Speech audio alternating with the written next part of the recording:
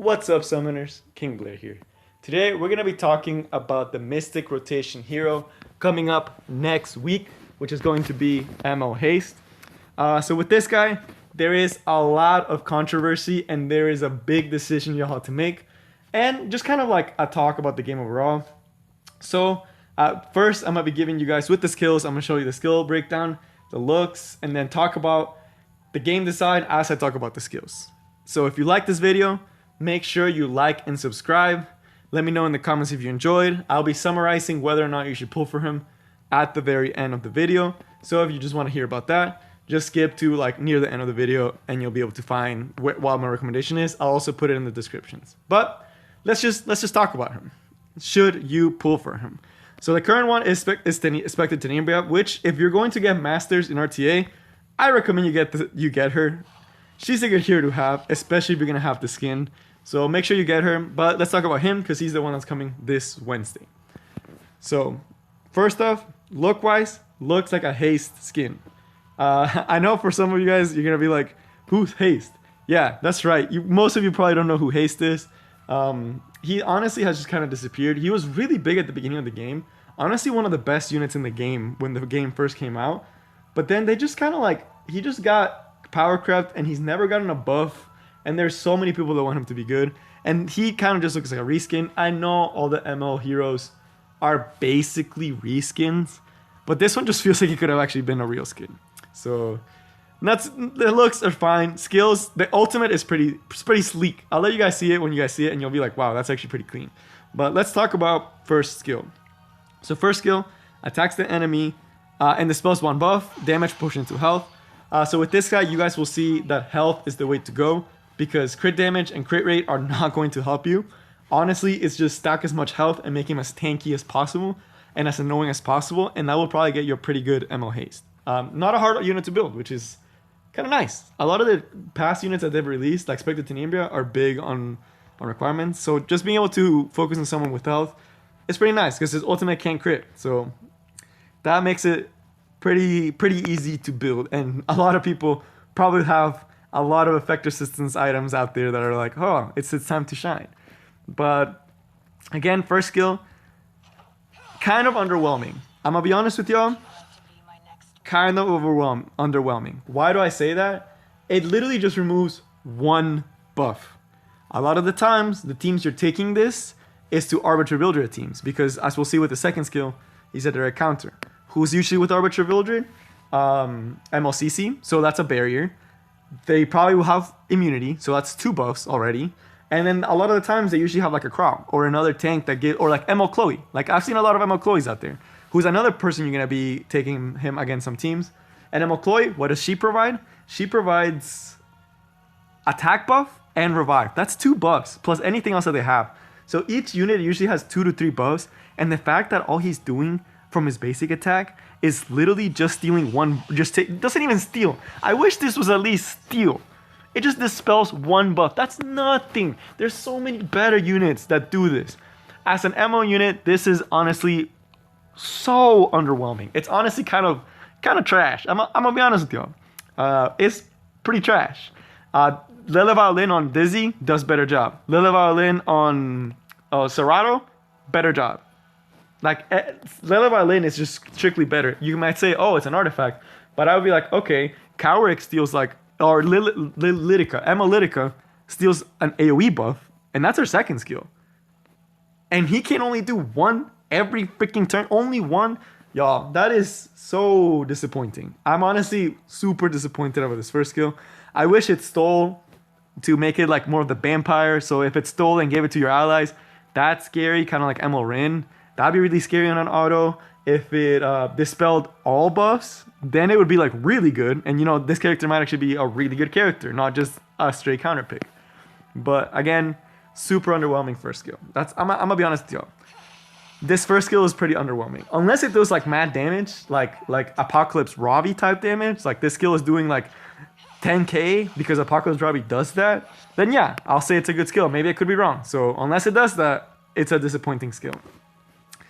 Second skill. So the one that why most people will most likely get this hero if you're going to get it. Like myself, I am going to be most likely pitting for him. because I need this. This is the reason why. So Arbiter Vildred, I don't have Sin Angelica, and I don't have a slot for her on a lot of my teams, and I'm having trouble with a lot of the champion teams that people put. I'll show you guys some of the teams that are out there and why he's still a decent choice and why I personally will pull for him. Not just because of the looks, but this skill is the first time I can say it's the only counter to Arbiter Vildred for going second teams. Why do I say that? Big thing against Arbiter Vildred teams right now, they're very tanky. And a lot of times you can't cleave. And with the Moonlight Dreamblade, you might miss the kill on the Arbiter Vildred and you get murked. And like unless you have Sinful Angelica, that's really good for going first teams. And then he is really good for going second teams. My going second team is way stronger than my going first team right now. Because my Basar apparently is not fast enough for champion. And he's like 260 speed. So it happens, you know? So I build a better going second team. But I can't beat those Arbiter Vildred teams because I don't have a good enough counter for them. But MO Haste should be able to help fix that because of this second skill that allows you to get a massive barrier and immunity, so you won't get glancing hit from the Arbiter Vildred, and you'll have a barrier big enough to tank a lot of the stuff that he throws out. And it gives some unique aspects. So now with him being out, you can take Assassin Kali against super fast Arbiter Vildred teams, take out the Arbiter Vildred with Assassin Kali, proc, and then it just gives you a better dynamic with having him because he's going second. He doesn't directly interact. He doesn't need to go first. It's just a passive that happens. One of the things that's another complaint is that for MO heroes overall is that they always get passives, but it's whatever. So this, really, really good. Arbiter Vildred, not against MO Chloe though.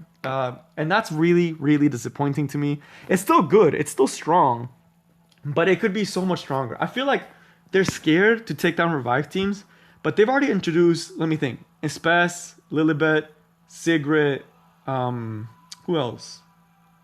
Who else is, oh, Singelica. 4 heroes and now 5 just to counter revive teams, and revive teams are still number 1.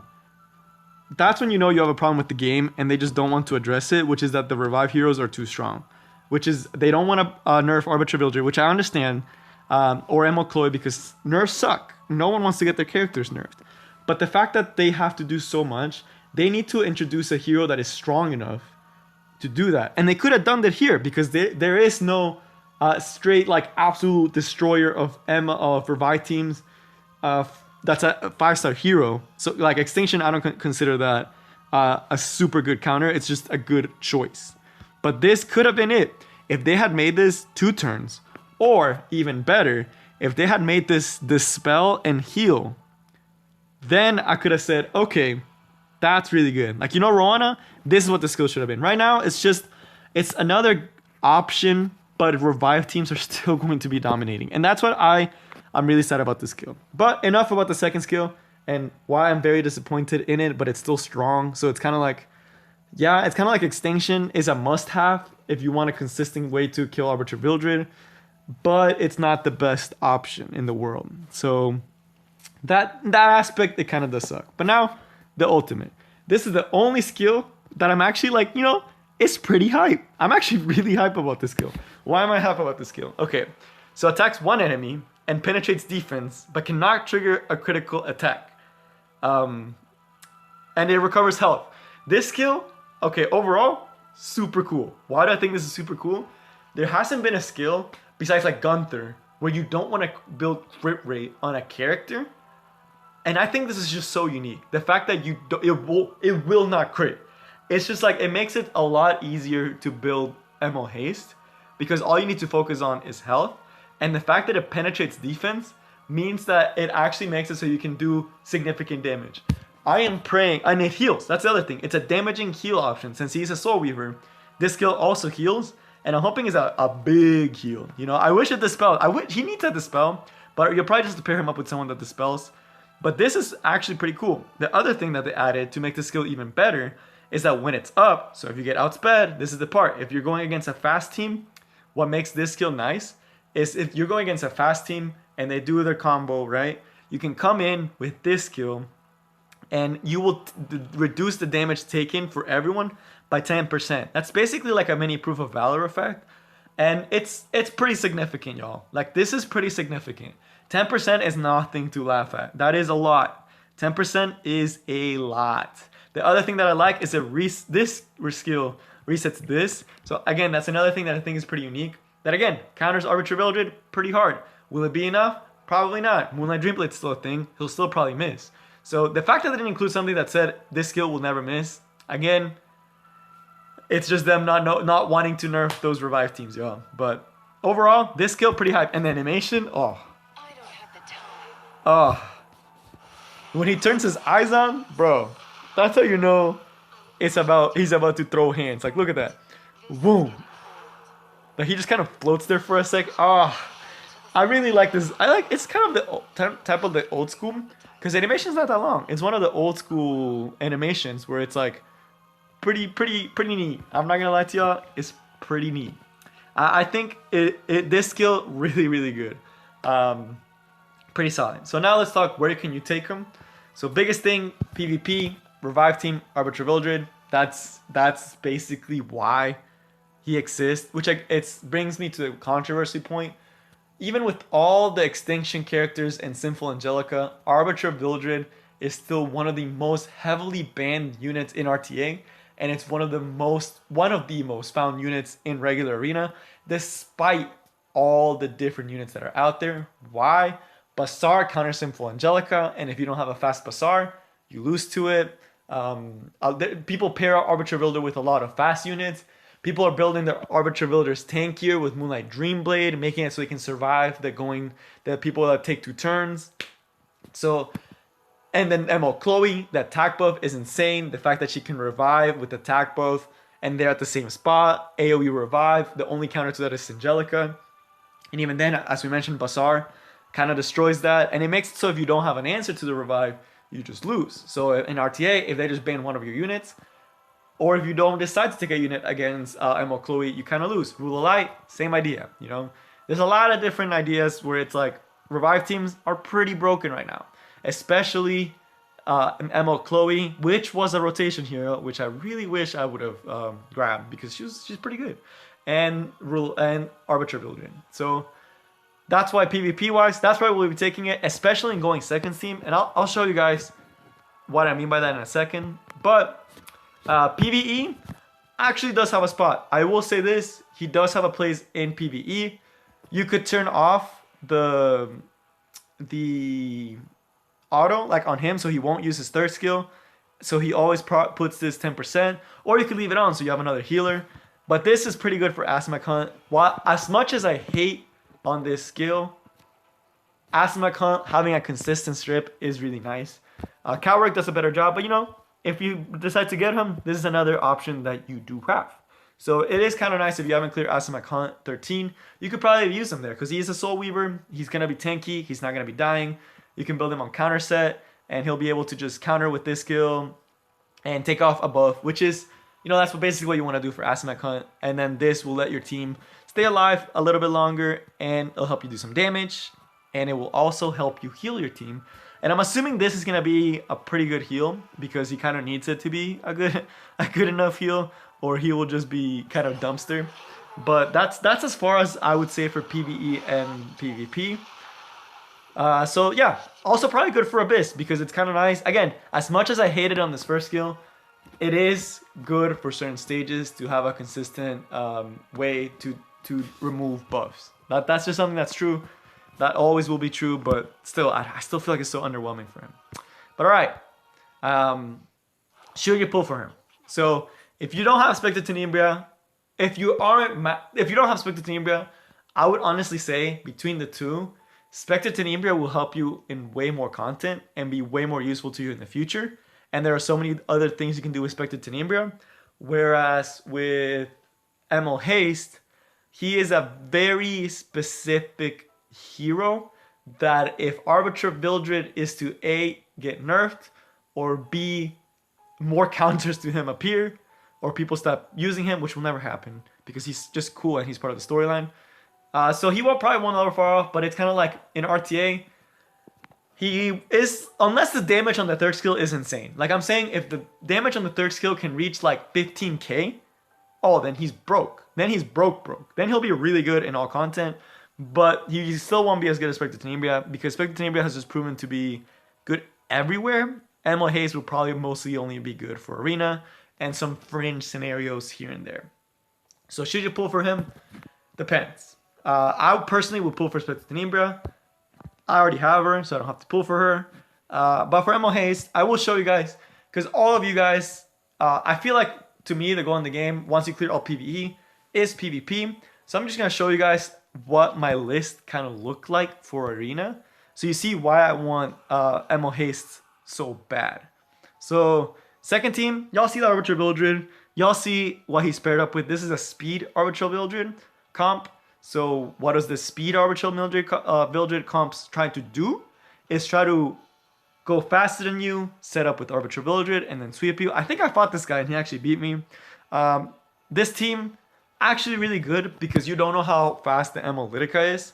Emolitica doesn't proc counterattacks. So if you get outsped, they're probably going to take the turn because of Rose. The only way I could see you cutting in is if you have another really fast unit, like General Purgus, and you're able to get combat readiness off of her doing her skill and cut into the Rose's turn. That's the only way I could really see you countering this team.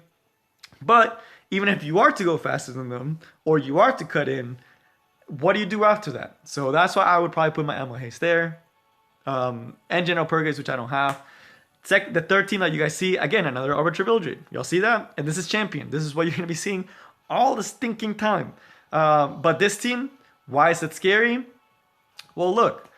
The Arbiter Vildred, I guarantee you, is a Moonlight Dreamblade. And I guarantee you, it's a over 11k HP Arbiter Vildred. And he probably has Aureus on this guy. She's cutting the AoE damage.